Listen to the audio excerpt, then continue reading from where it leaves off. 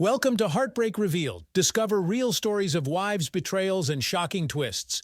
Hit subscribe button and let's get to our story. It had been over 6 years since my wife of 12 years, Janet Miller, a local branch manager for Citibank, asked me for a divorce. Her simple explanation was, "I am no longer in love with you." She claimed there was no one else. Janet said over time, we had just drifted apart. I had my doubts but was never able to prove anything. I had heard her on her cell phone talking shortly after that night, whispering about the big changes coming into her life. We agreed to joint custody of our daughters, who were 11 and 9 at that time. During private interviews with professionals, both girls had decided to live with her. The reason I was recalling it all was because of an article in the paper today. It was about the regional junior vice president, Janet Miller, and her husband, senior vice president Robert Miller, attending a charity function in Dallas. Another photo showed their daughters, aged 16 and 14, named Jessica and Emily Miller, dressed to the nines and described as up-and-comers. It was definitely Janet. She now had the status and prestige she had always wanted. The article said she was highly coveted in social networks. Her current husband had at one time been a person I called a casual friend. We had all met shortly after Janet started working together with him at the local branch of Citibank. Their daughters were mine, but were now going through life with different last names. My first thought was to call my trusted assistant, Mary Smith, into my office to ask her to verify what I saw. If my vision was correct, it would explain why everybody's search for them had been for nothing. Mary, who was also a distant cousin to my wife, was off for the day for personal reasons. On the day our divorce was to be granted, my wife Janet was a no-show. I asked my lawyer to find out why before going ahead without her. The judge had ordered us both to be in attendance so we could testify before him that what was being presented to the court by our lawyers had been approved by both of us. Her lawyer had to admit she had been transferred out of the state. My lawyer asked me if I had given permission to my wife for the children to be moved out of state. I said no. That was when my nightmare really began. Judge Thomas Johnson's whole attitude changed in a second when he learned that fact. He asked if I could go outside and try to call them with my cell phone. I left the courtroom and cried. I learned the numbers I had for all three of them were no longer in service. I checked their Facebook pages with my cell phone and found that I had been unfriended and blocked. I returned to the court and told my lawyer all that I had learned. He passed it on to the judge. The judge issued a warrant for arrest instantly against my wife, charging her with parental kidnapping. He halted the divorce proceeding until she herself appeared in person before him in his court. Her lawyer was furious and tried to appeal to the common decency of the judge in an attempt to get him to reconsider. Her lawyer implied it was not really a big deal after all. "Mr. Miller can verify what they agreed to," the judge said. Yes, he did. He just testified that he did not agree to the kids leaving the state. The lawyer responded by saying, "That may not be true. He could be lying. You are right. That is why she should be here," the judge clarified. He issued a warrant for her arrest and clarified that she must appear with both daughters. The police later informed me during their investigation that her side of the family had claimed she had requested a transfer because I had been sexually abusing my daughters for years. Staff at the local city bank seemed eager to confirm those same claims. When the police officers asked for proof, nobody had any. It was just what Janet had repeatedly said. They had just accepted it as the truth because they knew Janet quite well. "Why does it make a difference? He is nothing but just a man," was their answer.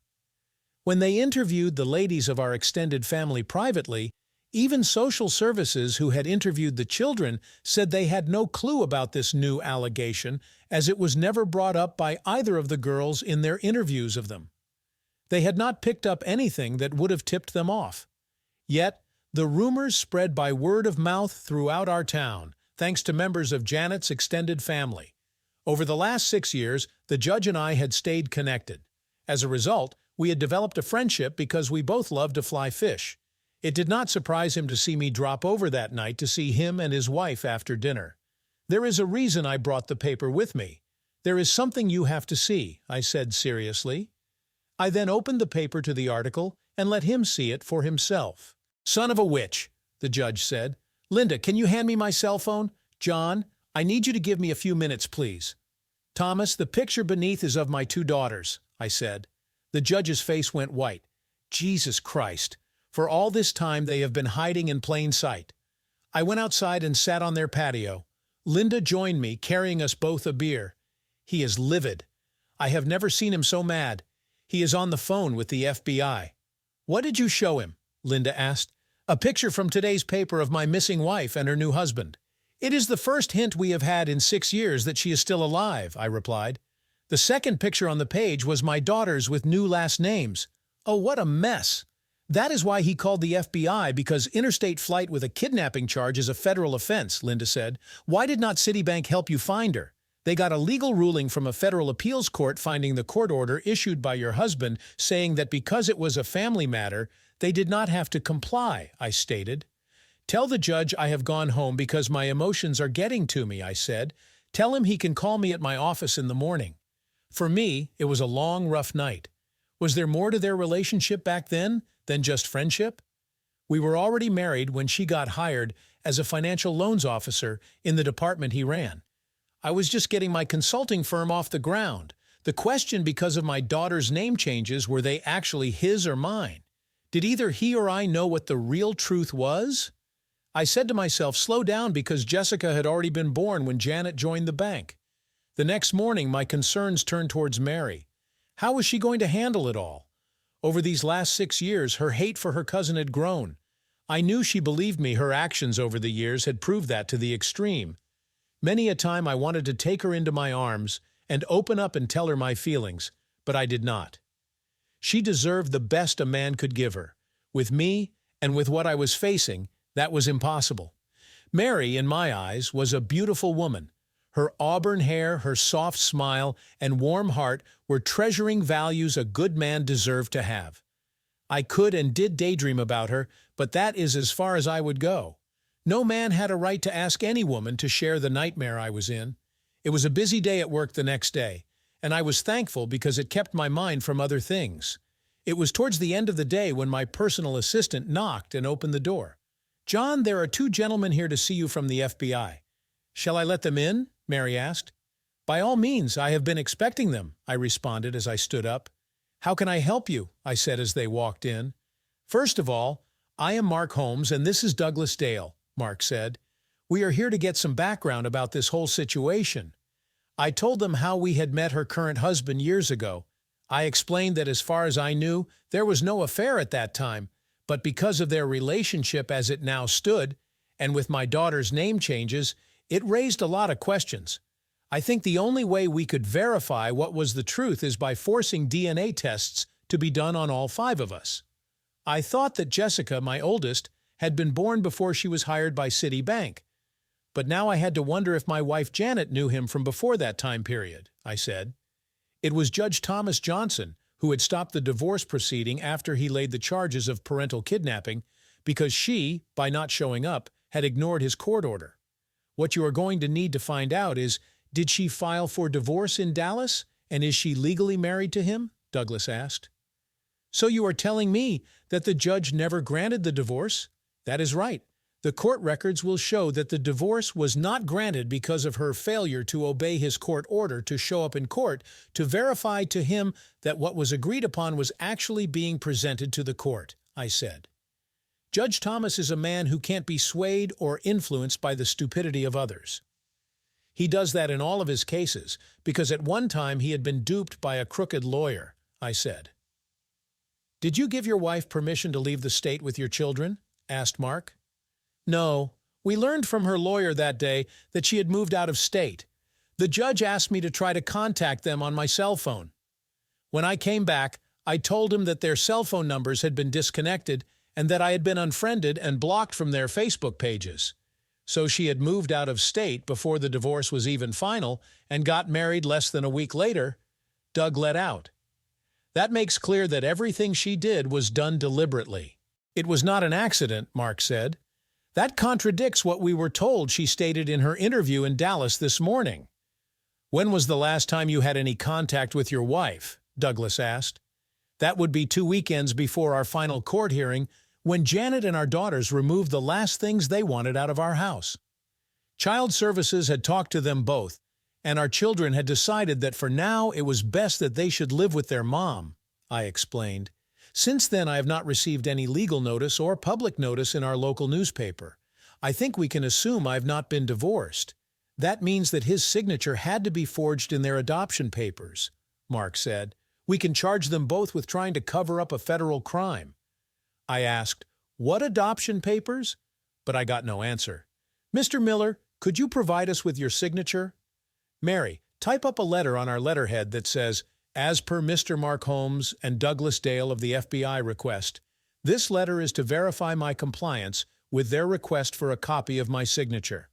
I will need you to witness it, then photocopy it for our records before providing them the original, I said, knowing she was listening to every word. Do you still live at 54,321 Oak Street? Mark asked. No. I finally had to get a court order allowing me to sell it, I said.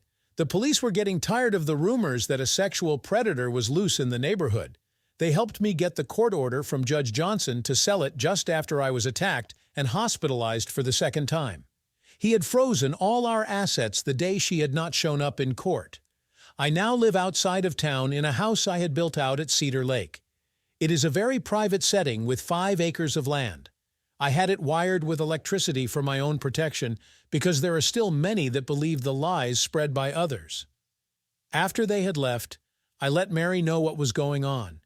She was shocked to learn that her older distant cousin had been found.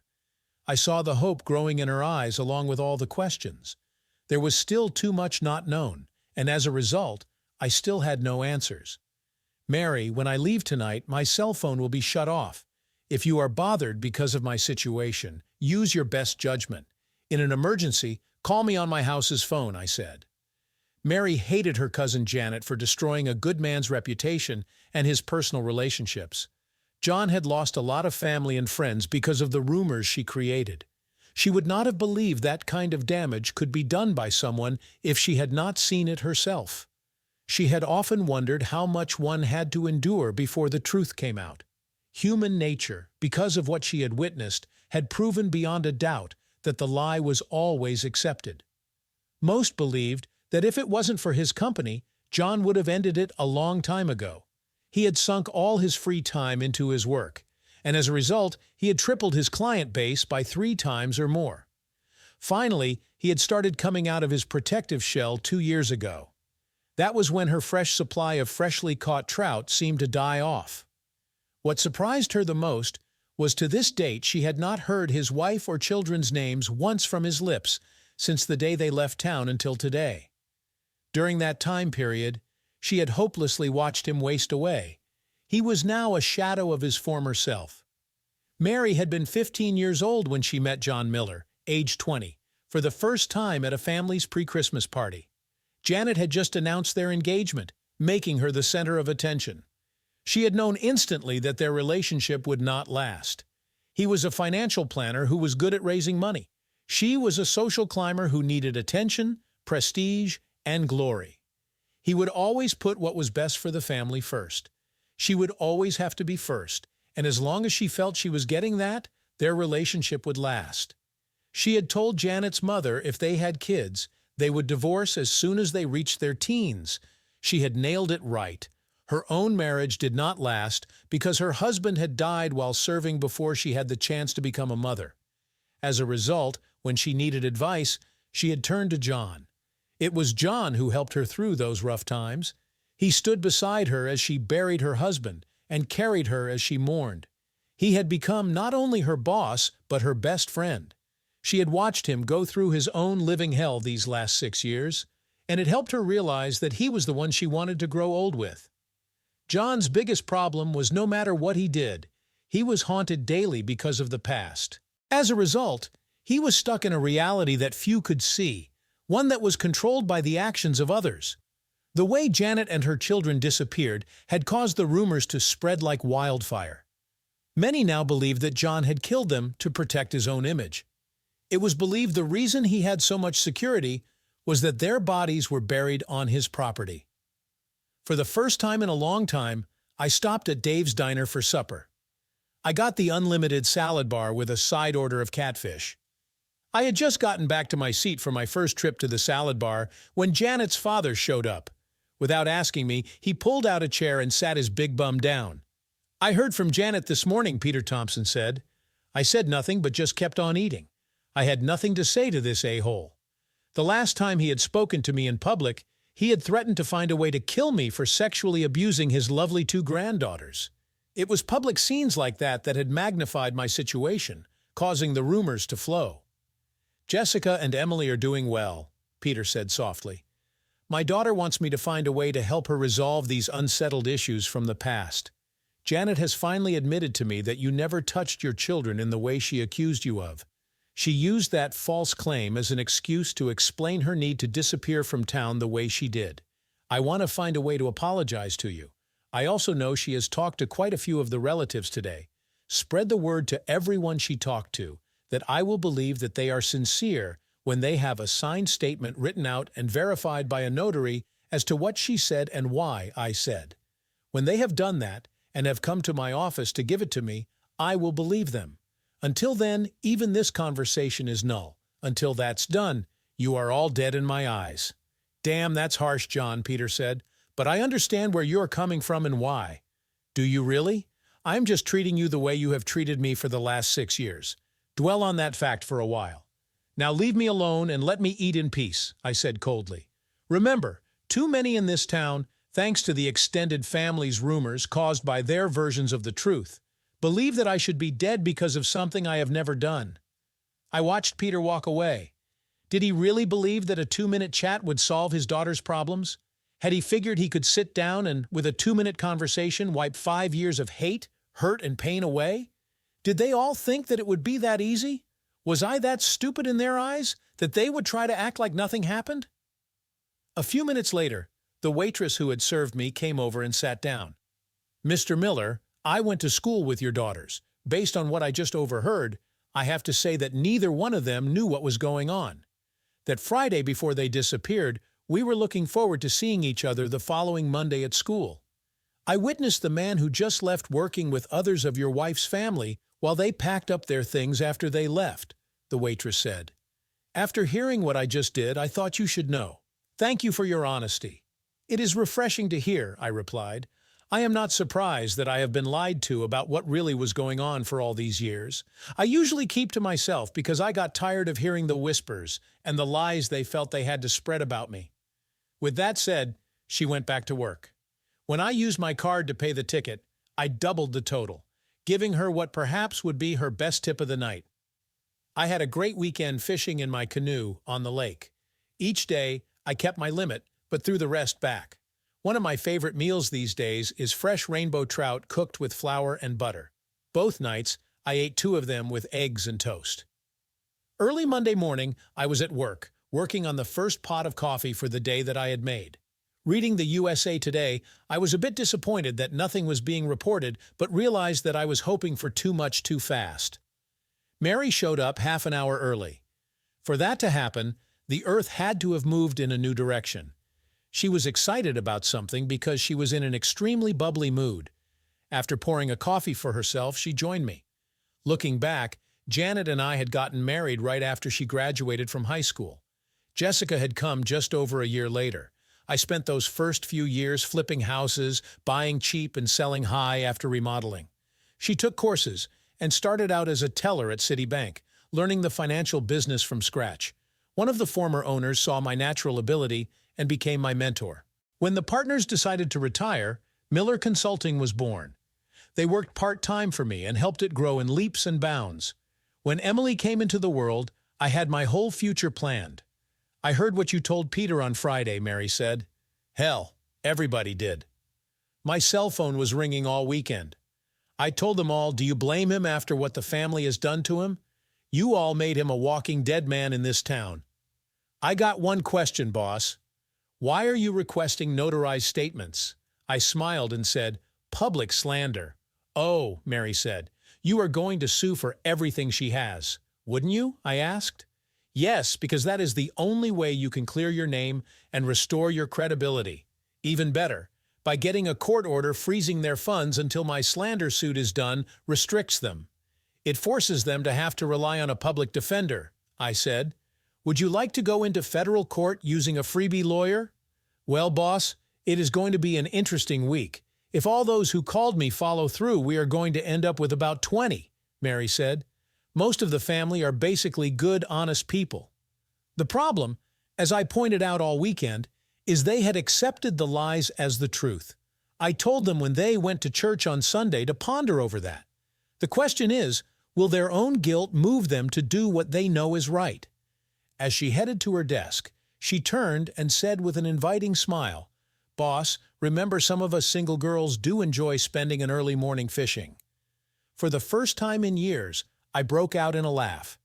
When I left for the day, I said to Mary, "Thanks for putting a smile on my face." Mary was and always would be my rock. I firmly believed that if it was not for her, I would not have made it through the nightmare of these last 6 years. By lunchtime on Thursday, we had 24 signed and notarized statements, all basically saying the same things. My wife in name only had told them all that she had to leave town because I had been sexually abusing my daughters for years, and that she had finally found the strength to get out. Janet had claimed she filed for divorce on those grounds. If any of them had checked the court documents, they would prove for themselves what she had said was false. Some had helped her sneak out of town with her 2 daughters and had promised Janet their silence. All admitted to her calling them this last week in an attempt to resolve the past issues, and in doing so had admitted that everything she said about me was a lie. It was my view that Janet was afraid of losing the new life she had built for herself. She had no remorse or guilt for what she had done. She would have gone on as if nothing had happened if I had not caught her image in the paper. I knew since my daughters had not attempted to contact me that they believed whatever she had told them. The best I could hope for with the facts now coming out was the satisfaction of knowing I might get the feeling that justice for me was won. I had reached the conclusion that as far as my daughters were concerned, like most of the family, I had been written out of their lives. Having a name to go on, Mary was able to find her current legal address where they both worked and the address of that location along with their current net worth. She said, "Your appointment with the civil lawyer is at 2. Make it clear that Janet needs to be served before she is charged. Also, remember to tell her that you would like a court order to freeze their assets." Damn, I thought to myself, Mary, you are leaving nothing to chance. God have mercy on Janet if you ever see her in person, because you will not. I came back to the office at 4:30 carrying a chilled bottle of champagne and 2 long-stem glasses. The lawyer Mary had picked out was taking the case. I gave her everything: the old court records, the stenographer's recording of the judge's ruling, the affidavits all signed, along with a copy of the warrant for her arrest. I also brought her the copy I had showing the news article promoting my wife's new life. I made sure she knew everything about the relationship of all 3 of us and when I had officially met him. When the lawyer learned of the compliance of Citibank, she said, "We should sue them too for deliberately contributing to the deliberate attempt to destroy a man's life." I said, "As long as one suit covers the other, I am game." She smiled and said, "Okay, it is on." I smiled in the knowledge that we Americans in general will sue over anything. Mary and I shared the bottle of medium champagne I brought back with me. The 750 milliliters bottle gave us about 2 glasses each. We were just sitting and chatting when our phone rang. Mary answered it and mouthed, "It is the judge." I turned on the speaker. "Hi, Thomas. How is it going today?" I said. "All things considered, quite good, John. I called to let you know that the FBI is moving ahead for a grand jury against Janet Lynn Miller and Robert Thomas Miller next Wednesday. They will also be asking for an order to allow them to bring Emily Miller into protective custody, along with an order forcing all to submit to a blood test for DNA," Judge Thomas said. "Your older daughter is now of legal age, and she is beyond their hands." "Thanks for the info. It is appreciated," I said. "Now about my divorce. I will grant it with favorable terms the moment I have her in my court, even if I have to accomplish it by video link," Thomas replied. "I am going to hold her accountable for her conduct before me in a very serious matter." Mary said after he had hung up, "The judge is going to come down heavy on her, but can he put her in jail? I think the kidnapping charges and any charges related to that will be under the FBI's discretion, but he can rule on the contempt of court charge for failure to appear," I said. "I really have no clue what the law allows him to do about that." "I guess it is wait and see for you again," Mary said with sadness. "Yes, I have been waiting for over 6 years. A few more weeks isn't going to make much difference. It also gives the attorney I hired a few more days to deal with the court and have her served. If anyone knew anything, they were not saying anything." The next week went by very quickly. On Thursday morning, my lawyer called to inform me that the papers had been served on them while they were at work on Wednesday. She mentioned she had successfully had anything in her names like their bank accounts and assets frozen. That afternoon, Doug Dale, the FBI agent, called me and asked me to stop by St. Francis Hospital to have blood drawn for a DNA test before 6. The sample would be sent to them for testing. I gladly did it. I was out on the lake fishing for breakfast Saturday morning when my cell phone rang. I looked at the caller ID. It was Mary. "You have got to go to the office and see the USA Today newspaper," she said. "It shows Janet, Robert, and Emily being detained by the FBI last night during another social event." I replied, "I am on the lake heading for shore. Once I get changed, I will head into the office and check it out." Curiosity was killing the cat. I had to know what the FBI was going to charge them with. It took me about an hour to get to my office. Mary had been right. But what really got my attention was what the reporter wrote: kidnapping. We all have a view of what it is. Does it really mean our thoughts are correct? Under federal law, kidnapping is defined as using force, lies, or fear to steal or hold an individual captive, either by force or by sociological means, in order to benefit from it in some manner. Kidnapping is a felony. The average sentencing is 12 years. This is just one of the charges facing Janet and Robert Miller because of their conduct after she left Illinois with her children without clearing it with her husband, who she was divorcing at that time. According to what court records show, when she filed, it was because she no longer loved him. The judge issued the bench warrant against her for kidnapping after halting the divorce proceedings because of her failure to appear as ordered. It was our own story about the couple 3 weeks ago that finally led to her being caught. It is apparent that Janet used the Miller name when she got married to Robert Miller in a civil ceremony in New York City just a week after she left Illinois. We have learned that the paperwork filed to have Robert Miller legally adopt Jessica, and Emily Miller was fraudulently created and submitted to the court, who had approved it. Mr. John Miller's signature had been forged. The FBI now believed this was done by the couple so that they could hide the Miller daughters in plain sight. It seems the couple had worked together in Citibank years earlier when they were starting out their respective careers. Mr. John Miller had tried to get Citibank to disclose his wife's whereabouts, but they got a court order in appeals court that allowed them not to. It now painfully appears that Robert Miller, as a senior vice president of Citibank, was using his authority and power to thwart his wife's first husband's attempts to locate his still legal wife and his children. We have learned that Mr. John Miller has filed a civil suit for public slander against Janet Miller because she had told over 20 of her family and friends that she had left her first husband because she caught him sexually abusing his daughters. According to local police, they are 6 years later still getting reports accusing him of being a pedophile. They say this is not true, and that Mr. Miller has been forced by the views of society to become a recluse. I asked, was it really that bad for John Miller? The police officer responded, "We still have 2 open attempted murder cases because he was the victim. Many believed here that he had killed the 3 of them and got away with it. He has also filed suit against Citibank and its senior vice president Robert Miller for marital interference. Let's look at it from the victim's side for a moment. Don't you think he deserves justice? I do, but what will he get? Nothing, because our society doesn't take that into consideration when dealing with criminals. They can voice their opinion, but that does not get printed in the media because that doesn't sell newspapers. Quite often, the victim pays the price for years. The criminal ends up with free room and board." The article was stunning. It had laid out all the facts. I had just refilled my coffee cup when the phone rang. I answered it saying, "This is Miller Consulting. How may I help you?" It turned out it was the Southeast Missourian newspaper. I confirmed that what had been written about the whole situation was actually factual. The reporter asked out of curiosity how these last 6 years had been for me. I told him of the 2 still open cases of attacks on me by unknown sources. The police were treating both cases as attempted murder. I explained how far the rumors had gone. Then I asked him, "How do you view what I went through?" He said, "I would call it a living hell." It was hard for me to believe the nightmare was ending. My name to a degree was being cleared. I knew that 6 years had destroyed for good any relationship I had with my daughters, just like the rumors had done with my own parents and siblings. When this was over, I decided I would sell the business and leave the area for good if the one person I trusted was willing to come with me. Before I left the office, I cut out the article and photographs, then scanned them and had hard copies printed. I put them in a legal envelope for the civil lawyer to be used in my case.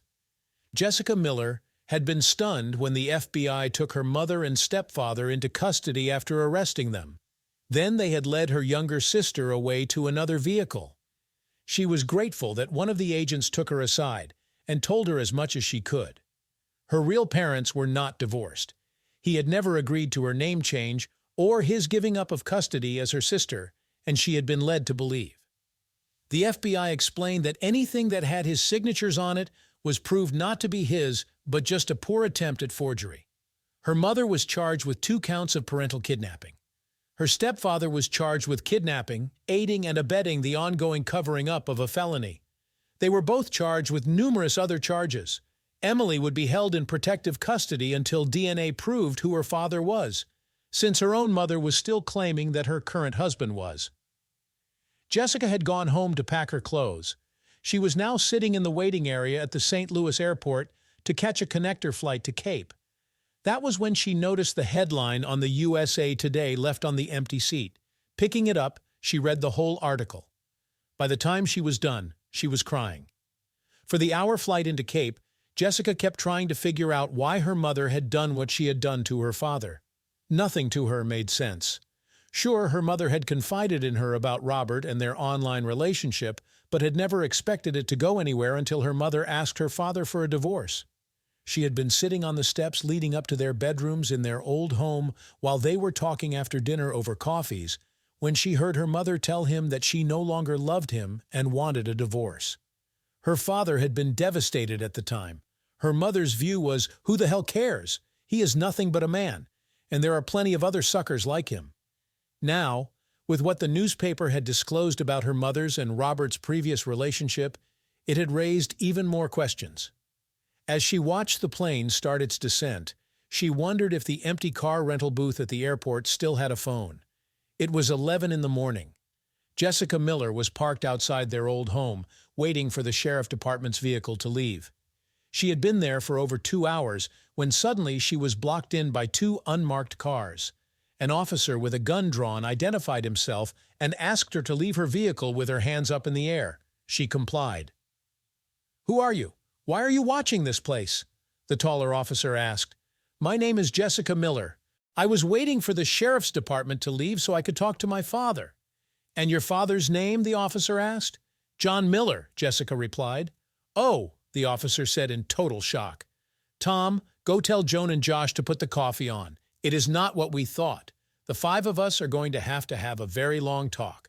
Miss Miller, I am Detective Joel Smithers. I know your father well. What brought you back here after all this time? In part, what happened last night in the article in the USA Today newspaper. I have a copy in the car. Should I get it?"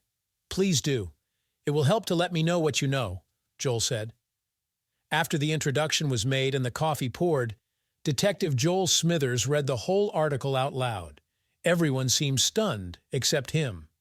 "You believe my father, do not you, Detective?" Jessica said. "I was one of the few, but yes. From the time the rumors started being spread by your mother's extended family about your father, it was already too late. He was stalked. This house was vandalized so much that he had no choice but to sell. I think it was the second time he got hospitalized because he got jumped on from behind that almost finished him off for good was what made him move. We were lucky we got to him before he bled out. Down here, the folks wanted to do to him what they believed he had done to all of you. Most believed you all were dead and that he had done it. Your father, in a lot of people's eyes, has been a walking dead man. Josh bought this place fairly cheap, but it took till he started bringing the sheriff's car home for things to settle down. You were telling me that it got so bad for my dad that it drove him out?" Jessica asked. "Where does he live now?" "Yes, A lot of us in the South still have our own views on what justice is.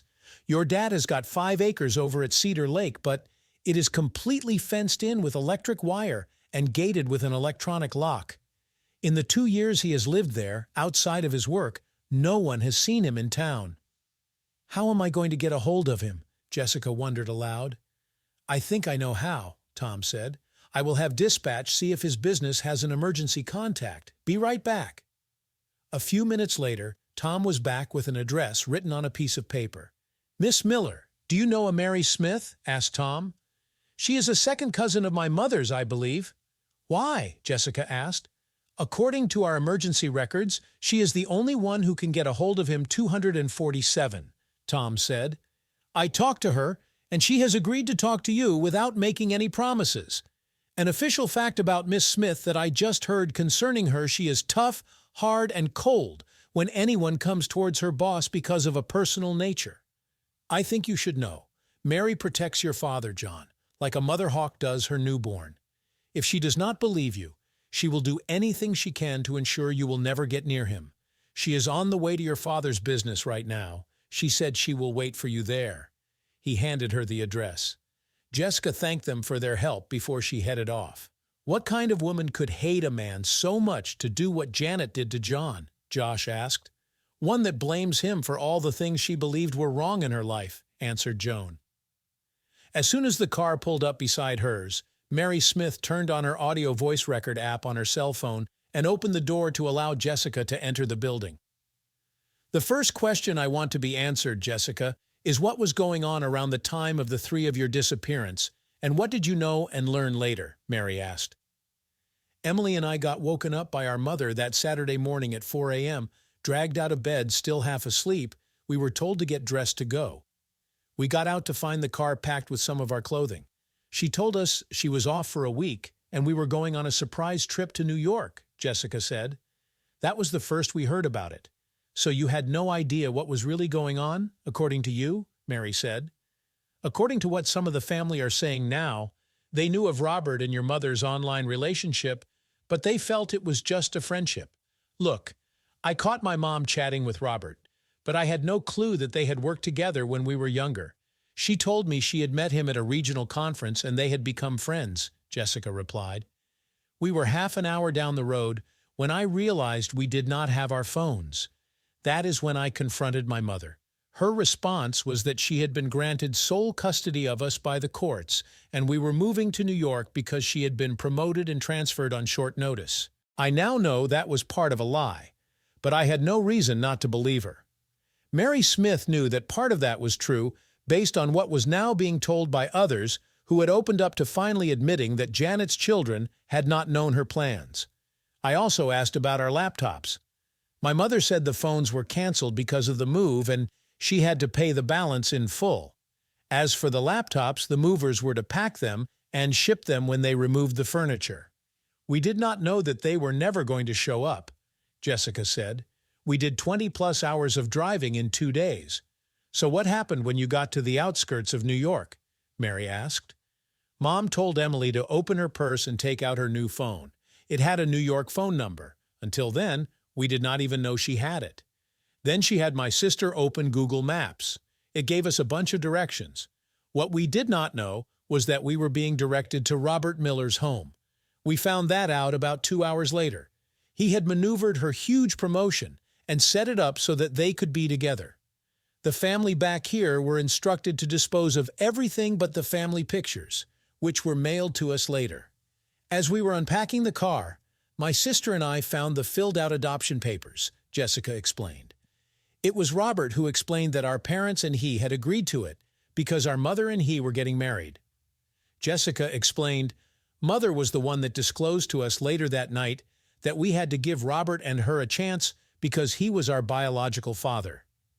Gradually, we were led to believe that when Dad found out about Robert's true relationship with us, he decided that he had no choice but to write us out of his life. Jessica, I believe you, because I already have heard about 50 of what you told me from the family over the last few days. The only thing we knew for sure was that the school district had given Janet printed out copies of your school records so you could register at your new school when you found a place to live. Now that Janet has been found, the truth is coming out. Just so you know, I have recorded our conversation. As soon as I have forwarded it to the FBI and your father, we will go for an early supper at Dave's Diner, Mary said. While I am doing that, look at these copies of statements made with a notary. Ponder over this, though if she lied to you about your father, John Miller, could she be lying about Robert Miller too? Mary went into the other room and watched Jessica for a few minutes before forwarding their conversation. Jessica was learning just how much her mother's family had conspired with their mother against John. She had sent the conversation to John first, his civil lawyer second because Jessica's honest statement was so damaging. Then she had sent it to the FBI. During the whole time she was watching Jessica, Jessica made no attempt to contact anyone. Just before she was about to go back, John texted her, "I will be there waiting for your arrival. Thank you." She texted back, "I have left her alone for about half an hour to allow her to read some of the statements we have gotten from the family. She has not tried to contact anyone." With that done, she rejoined Jessica. "Mary, do you have any idea why my mother told the family my father had been sexually abusing us for years?" Jessica asked. "None of the family had ever really approved of your father. Your mother knew. I think she used it to explain her need to disappear and move far away overnight. Janet also knew that your father would go looking for you, and he did. He even tried to sue Citibank to get them to release the whereabouts of your mother and won. But then he lost in the appeals court," Mary explained. "We did not know of your mother's marriage or your name change until a couple of weeks ago when your picture was published in the paper. When your dad served them that day, your mother made contact with the family in a failed attempt to get her mounting problems to go away," Mary explained. "For 6 years plus, your dad has been a hunted man because of the actions of your mother. I thought we were going to lose him twice." "How is my dad really?" Jessica asked seriously. "He keeps to himself and has lost a lot of weight. The stress he has been under for so long has turned most of his hair completely white. His Facebook page got filled with hate and threats so much that he had to close his account. It forced him to remove his name off the Facebook corporate page too, because they went after him on it. They were trying to destroy his business and his life. He has learned not to believe in anyone anymore, so he trusts very few. He used to be so outgoing, now he is quiet and reserved. He has no choice. He is free, but he is not because there are those who still would like to take their kind of justice out on him," Mary explained. "He goes out of town to do any personal shopping for his house. It is getting better gradually for him. Even his side of the family has deserted him. Divorce is normally hard, but what he was hit with was much worse. People down here still believe that he had gotten away with the murder of you three," Mary said. "Does Dad have a girlfriend?" Jessica asked. "With the reputation your mother gave him, would you date him?" Mary asked.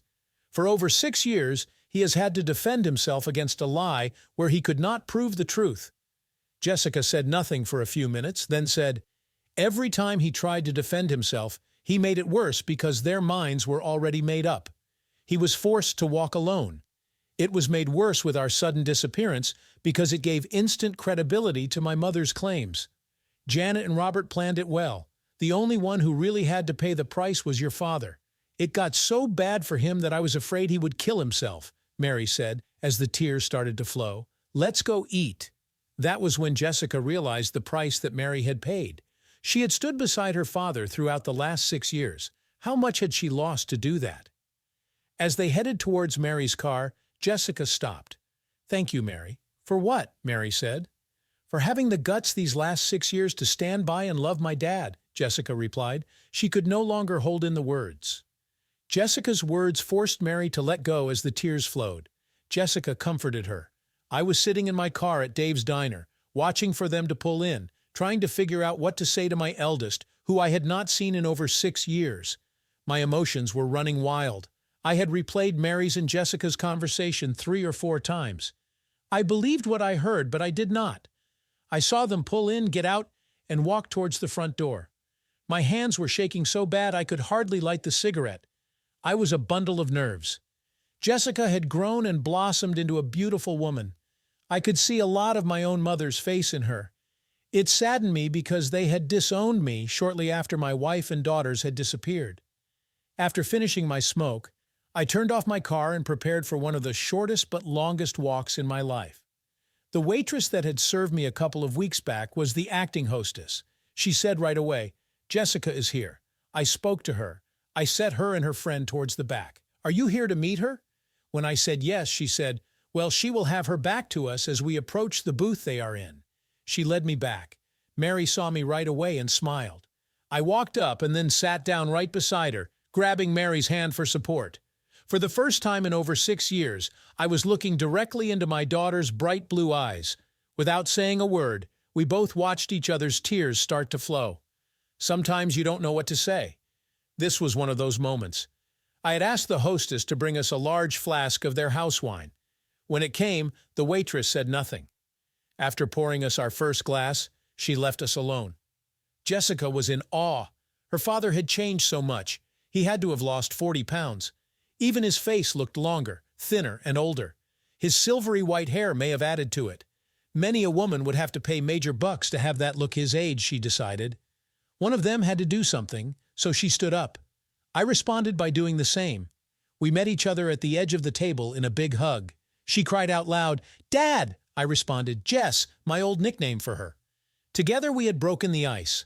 Once our emotions had calmed down, we ordered our food. Jessica was surprised how differently I ate. I had always been a meat and potatoes kind of guy. These days, I preferred a full salad bar with my main course. Jessica and I sat across from each other. Mary was between us, knowing that she had served a purpose and that she was the rock that had held me together. Jessica saw her as the future for her dad. The three of us ordered the salad bar, with each of us picking a different side order to go with it. It allowed us to share the sides, letting us enjoy each other's favorite side dish. When it was done, Jessica went to the salad bar while I picked the sides up from the kitchen window. Mary stayed at the table and poured us our second glass of wine. When I came back, she handed me the 2 glasses. Together we drank as a family for the first time in 6 years. Jessica watched us both. Her dad seemed more relaxed and at peace than she remembered. There was a sparkle in his eyes as he looked at Mary. She could see that this woman had healed his heart. What surprised her the most was there was no jealousy or animosity. That told her they both were at peace with each other. They had made up their minds, even if nothing had been said yet. It was the hope that came with the wine that set her mind free. It was not just the joy she saw in her dad's eyes, but in his whole persona. The only thing that would have made it better was for Emily to be here to see it for herself. Mary was right, the meal had brought back memories for them both of happier times, and they both loved it. After a couple of hours, Mary decided to leave them both alone to talk. When I called the house a couple of weeks after we got to New York, "Why did you refuse to talk to me, Dad?" Jessica asked. "I never knew about it, Jess. There is no way I would have refused to talk to you. When I lost my family, I lost my reason to live. You were my daughters, my reason to get up every morning and work so hard. When I realized that you were not coming back, my whole life shattered. I would have found a way to come to you and get you back," I said. "I would have moved heaven and earth to save you both." Mother had Emily call me. She was crying. Then she took the phone from her and told me I had lost my rights and privileges as a father. She warned me that if I tried to call again, I would regret it. A few minutes later, someone called the police reporting that I was sexually abusing both of you. They took me to jail. Within hours, my lawyer got me out on bond, I said. The family demanded I take a lie detector test, which I did and passed, but that made no difference. To them, I was still guilty. It was after I'd been attacked for the second time that the police insisted I move out of the neighborhood. "I am so sorry, Dad. I had no idea how bad it really was," Jessica said. "You were just a kid. You were lied to. For over 6 years I have missed you terribly. Not a day went by that I did not wish and hope that somehow, somewhere, you would realize the truth and find your way back to me," I said. Mary was the only one who stood by me and kept me going. Without her, I would not be here now. For years I have wondered what my purpose was. Now I know it is to protect her as she has done me, I said. Janet is not the same person we both knew. She has become twisted by her lies and deceits. "What should I do about my mother?" Jessica asked. "For now, nothing," I said. "Let the courts deal with her. Your sister needs you more than your mother does." When you see her, explain everything and let her know I would love to see her again." "What should I call you?" Jessica asked. "Your dad. I always will be, no matter what happens," I replied. Jessica hugged me, and then we left to visit the home that had become my fortress. Jessica sat in silence for most of the drive. As I entered the code for the electric gate to open, Jessica saw how isolated the place really was. She saw the barbed wire on the top of the chain-link fence. Once inside, she saw the heavy-duty locks on the doors and windows. When she got out of the car, I gave her a full tour of my 5 acres. When we reached the lake's edge, she asked, "Mary said you love to fish for trout. Do you always fish alone?" "Yes, it is peaceful for me," I said. "Would you mind if I joined you? It would be an honor to show my eldest daughter the secrets of catching the biggest trout in this lake," I replied. When we entered the house, Jessica found it to be quite Spartan. It was very tidy but very lacking in things of comfort. I said, "Since the rumors about me are starting to go away, I am starting to feel more relaxed. I might be able to be more open with my personal life. So far, it has not been easy." Jessica said, "No, it would not be easy. There are a lot of people who need to find the real truth. When they do, your life will become normal again. They may even go out of their way to apologize for the harm they have done. Only time will tell." Jessica had brought an overnight bag with her just in case. She asked if she could stay over, and I said she was more than welcome. It was the happiest day I had experienced in over 6 years. With the sleeping arrangements made, I drove her back to her car. It was time to relax a bit more. I got in touch with my civil lawyer. He was in the midst of getting everything prepared for court. Mary was in a better mood. Her hope was that my relationship with Jessica would be restored to some degree. I was going to find out about Emily as soon as the DNA results came in. When I turned on my cell phone the next morning, I had a couple of messages from the FBI. I learned that Robert Miller had passed out in his jail cell last night. After receiving medical attention, he was taken back to his cell. He had no clue that I had already been contacted by Citibank's CEO, who informed me that he had been suspended. A grand jury was going to indict him for conspiracy. I had given permission for the FBI to access all our family records so they could conduct their own investigation. This was going to be a big case, and I wanted to ensure that my life was protected. My lawyer was delighted to inform me that Citibank was ready to settle out of court. Janet had been charged with 2 counts of kidnapping. Robert had been charged with aiding and abetting in a felony. He had not been given bail and was considered a flight risk. I was feeling better each day.